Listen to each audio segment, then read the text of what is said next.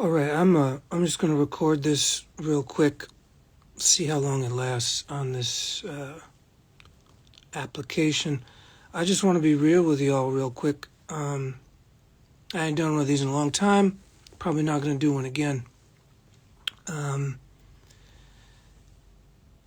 gonna say this from my position as a mixed race, American, 46-year-old male-bodied person, and chronically ill, chronically poor, right? So my strategies, your strategies, they may seem different, but I'm gonna try to break it down real quick. There's a lot of smart people talking on the internet right now. That's great. I'm gonna try to say some things that maybe nobody been saying. So the first thing to do, you have to realize going to work and paying your taxes is funding all the things that you don't want. Okay, so you gotta transfer your life into a mutual aid type situation. It's going to be very, very scary. Just like me, you're going to wonder how you're going to pay the rent every month, and you're just going to keep surviving. Okay, but you're going to do it without having a boss. You might have clients kind of work as your boss. You might be a freelancer. That's fine. But you're going to do it without having a boss who tells you when to work, and you're going to become your own boss no matter what.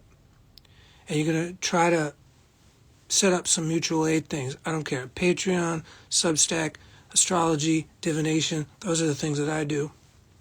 And they're not enough to buy assets, for sure. But if you're a person working for a corporation, you're working in an office, you got money, you got a house, you got to make some real choices here, because you, the bad guys, you're going to start being the bad guys, and the guillotine's going to come for all the bad guys, just like it happened in China. I'm not saying China's great. I'm saying what happens when people are oppressed is that they kill everybody that is seen as an oppressor. So if you're paying taxes, you're going to work, you owning property, you're a landlord, you better be real nice to all those people that are paying your bills. Otherwise, chop chop. And it's not going to be pretty, and it's going to be a lot of trauma. But this is how it is, this is how it is. You got to study history. If you don't want to be on the wrong side of history, you got to make the choices now to not be on the wrong side of history. And the basic thing you can start to do is don't give your labor and your tax money to people that are using it to oppress you, oppress others, genocide people. Okay, so you just have to get real with that. That's like number one. Number two, if you are an able-bodied person, you got good health, you go to CrossFit, then you need to start to understand what the Second Amendment's all about, and you need to go train. You can hire people to train you in tactics. If you're physically, mentally capable of doing that, you need to do it. Martial arts training, essentially tactical martial arts training, if you're able to do it. That's where you put your sweat equity. That's where you start to build mutual aid. And you have to always be willing to be held accountable for your actions or your inactions. That's the reality of the situation. If you want to go back to something that was before patriarchy, you need to start to learn how to be in the right behavior. That's the right story, the right actions, the right state of mind. This is a decolonial, indigenous kind of vibe. Before this whole thing was what it was called matrilineal, matrifocal, hunter-gatherer egalitarianism. Okay? That does not mean matriarchy. That just means that there's a council of elder grandmas, and they don't leave to marry a man. They all stay together and take care of each other. And the menfolk are part of a community that protects and serves and has to humble themselves every day because you don't get to own women, right? So that's the loneliness epidemic solved for you. The loneliness epidemic solved is that you got to know what is right. It doesn't mean you get all your bread buttered the way you want it, okay? So that's a few things you can do right now, because waiting for an organized general strike, it's not going to happen. There's no way American people, fractured, no culture, no real culture, no real community. There's no way organized general strike's going to happen soon enough. You have to do it yourself. You. Right? Don't work for a boss. Quit your job. Don't give labor to the state in any form or fashion. Exempt yourself. Literally say no with your body, heart, and mind. John Trudell said it best, you better protect your spirit because we are in the place where spirits get eaten. This period. This is soul force shit. This is soul force shit, and it's not about you being a savior. It's not about God. It's not about spirituality. No, this is bullshit. It's biology. It's just biology, okay? It's just biology to understand that you and nature are interconnected and that death is going to come because death is right here. Now, briefly, a few years ago, I went on a quest, to find my ancestors. And part of that quest is I went down to South America and I took the medicine. And, there's a lot of bullshit around that industry for sure. But I'm going to tell you one of the things that happened to me is that I was shown a vision or a dream or some kind of ancestral memory, something, some crazy shit, of some native woman. I don't know where she was. She was some brown indigenous woman somewhere in the deep, dark past. And she was holding a baby, and I was like behind them watching them. And she was looking up over this ridge, and there was like these fires and loud noises, and obviously she was being attacked, like her village or whatever was being raided or invaded by colonizers or something, right? It was really bad. So anyway, I watched as her and her baby were essentially graped and unalived by the forces that came over that, so that's not a fun vision to have. But let me tell you what was really good about it for me, after I was able to process and integrate it over like a year-long period of time, is that she was never once afraid. She was never once seeking revenge. She never once turned her heart to hatred. She never once did any of that stuff. She only connected with the spirit of the land and her baby, and she gave the intention that her baby would die well. And she sort of subsumed her consciousness in the spirit of the land. So when I talk about death practice and stuff, I'm not talking about it from some bullshit Christian, theological, cosmological nonsense, some Protestant nonsense, okay? I'm talking about something that's biological, that when you die, you have a choice. And that choice is somatic, it's nervous system based, it's biological, it's physiological. You have to determine where you put your attention when you're in danger. So the smallest version of this is fear management in the moment. You have to understand. Fear management in the moment means you die in the moment. Right now. So, it's so afraid, general strike, tax exempt, they're going to come and get me. You got to be already gotten. You got to be already dead to do this work. You got to understand that the bullet, the knife, the imprisonment, the incarceration, the murder, the grape, that already has happened, is happening, and you have to act as if it's already done. And it's easier said than done, obviously. I'm not trying to make this to be some super heroic thing where you're all polished at the end of this. This is dirty work, right? But, you can hope for a better future and never experience that better future. And you still gotta get up every morning and make choices. So I'm going to ask you, people, who are still able-bodied, who still have a job, who still have paying rent. You know, all those people, all these people, right? What are you going to do? What are you going to do with your one precious life? Just ask yourself the question. Just do what you got to do. You know, you got to be able to meet the time where it's at. You got to be able to understand that these people will not stop until there is a fully dystopian police state with breeding camps. You have to understand all the science fiction and comic books. They're trying to tell us what is in the hearts of some people because they're ghosts and demons. They get off on domination and predation. Right? They're pedophiles. Okay? And we got 20,000 incels in ICE who want to harm people. That's what they want. They want to be paid to harm people. This is what happens 10,000, 5,000 years of patriarchy. This is just what happens to people. Okay? This is just what happens.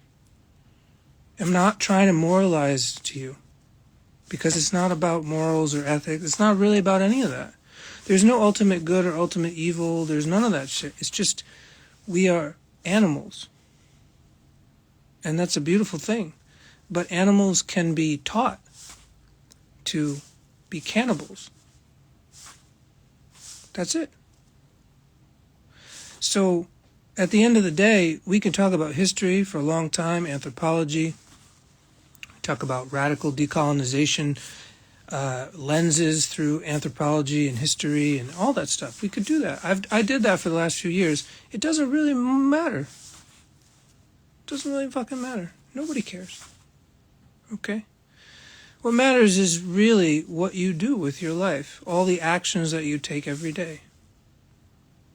So if you're still going to work for a boss and that boss is still kind of right-wing or still kind of centrist or whatever, then you know what you are.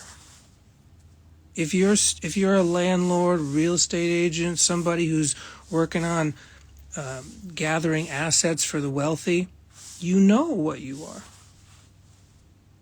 Okay? These are the actions that you're taking. You cannot go to yoga 3 times a week or study Tibetan Buddhism and pretend that offsets your actions. The guillotine's coming. It will come regardless of if it comes through an actual revolution or it comes when you're about to die and you go into a hell realm because nobody loves you, because you can't be lovable with these kinds of actions. And even people who are like, no, I'm just a middle-class American and I own a home. It's like, yeah, you too. Sorry. Not sorry. You too. Because every one of us has unearned power in this country. Every one of us would gladly be, somebody from the global south would gladly kill us and take our place. So you have to understand the reality of this animal called the human being, right?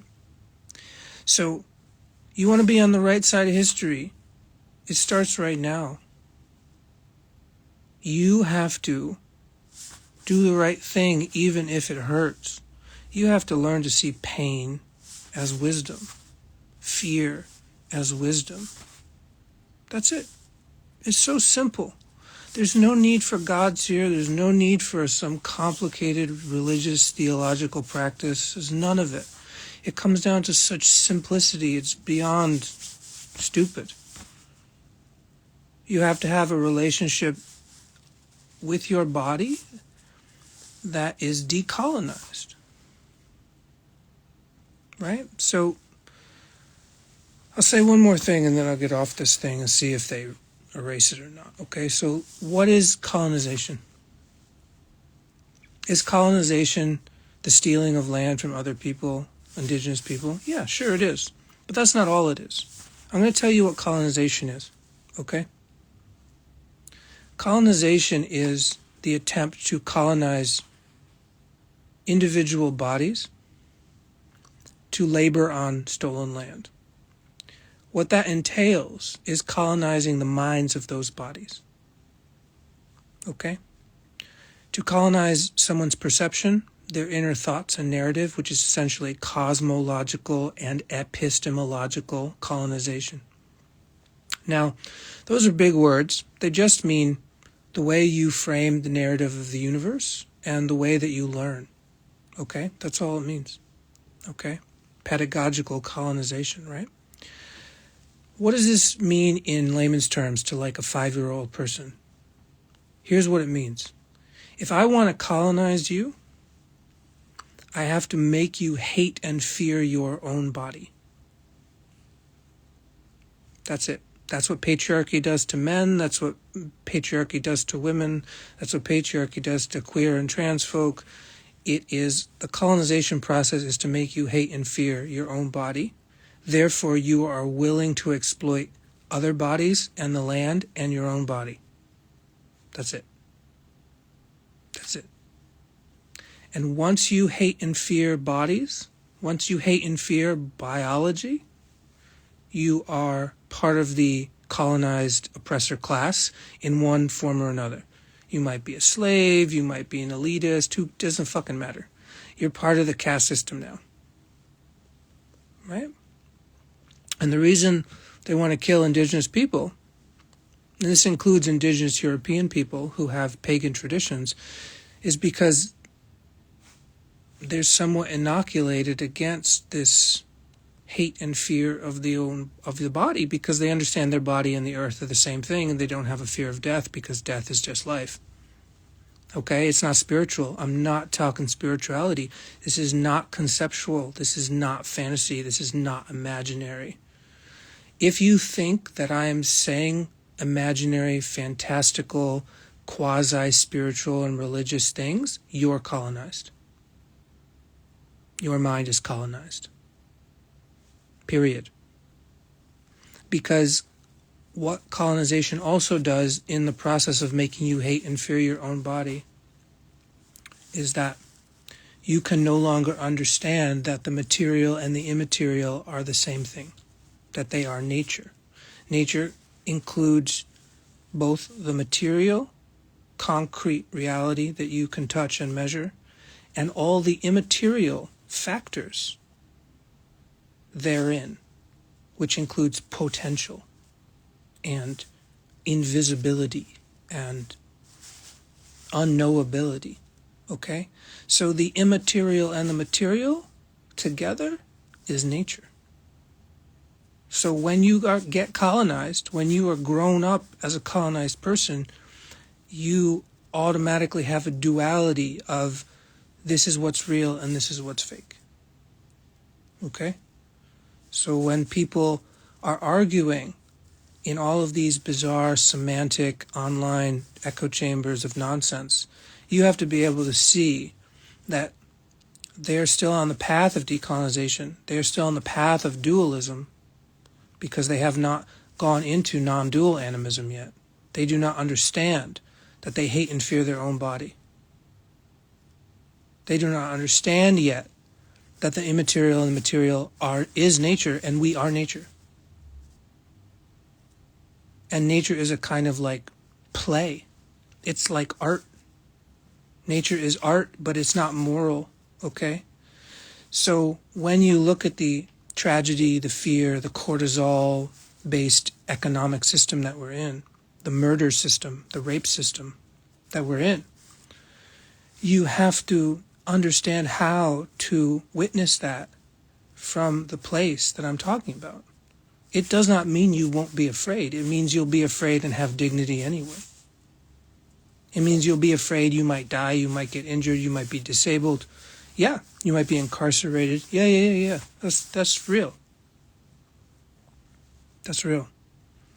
And just like the I Ching, which is the I Ching, the Book of Changes, the Book of Joe people, just like that book, which is an animist understanding of these forces, right?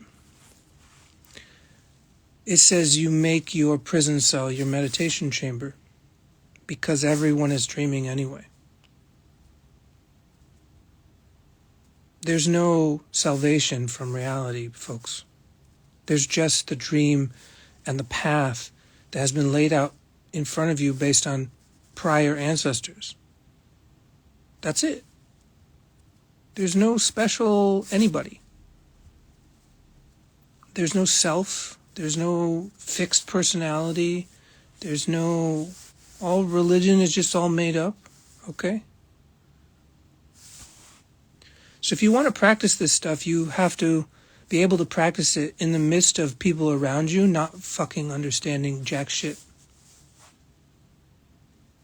And even you listening to me recognizing how much of that jack shit you still believe. Because I'm just passing through, folks. My life ain't roses. When I die, I'm going to be like, peace, bro. I'm going to be like, love you, bye. I don't want to think about you ever again. Because this world is like a nightmare world. But it's the nightmare world of our karma, okay? We are in a place where spirits get eaten. John Trudell, you got to protect your spirit. That's the game. The game is not what you were told. The game is not what you were told. The game is what you have to discover on your decolonization path, okay? So I'm just repeating myself now.